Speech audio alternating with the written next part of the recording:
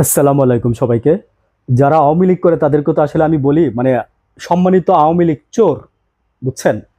তো সম্মানিত আওয়ামী লীগ চোর যারা আছেন তারা তো আসলে আপনারা কখনো ইতিহাস থেকে শিক্ষা নেন না।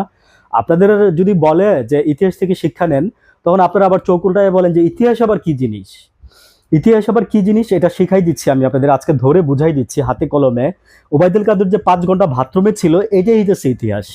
তো এই ইতিহাসটা মনে রাখবেন। শামীম ওসমান যে বোরখা পরে পালায় যায় এইটাই হইতেছে ইতিহাস, হ্যাঁ। আর বাংলাদেশে যখন আসে খেলা হবে খেলা হবে, হ্যাঁ, খেলতে তো সে জানে না, কোনো খেলাই সে জানে না। সে কোনো খেলাই জানে না, ঘরে বাইরে সে কোনো খেলাই সে জানে না। কিন্তু তারপরে সে বলে খেলা হবে খেলা হবে, আর লাস্টে মনে করে যে কাপুরুষের মতো বোরখা পরে সে পালায় যায়। তো আপনারা ইতিহাস থেকে শিখবেন এই কারণে বলতেছি, উবাইদুল কাদের যে 5 ঘন্টা বাথরুমে তার বউরে নিয়ে যে মানে ছিল, হ্যাঁ, এটাই তার প্রমাণ দিলাম আমি আপনাকে, ঠিক আছে? আর বাকি কথা এখানে নাই বললাম, আরেকটা জায়গায় বলবো। তো ইতিহাস থেকে শিখেন, সম্মানিত আওয়ামী লীগ চোর যারা আছেন আপনারা, বুঝছেন? আপনাদের এই কাদের রে দেখেই শিখেন, ঠিক আছে? আরো তো দেখছেনই, আরো তো এক্সাম্পল আছে।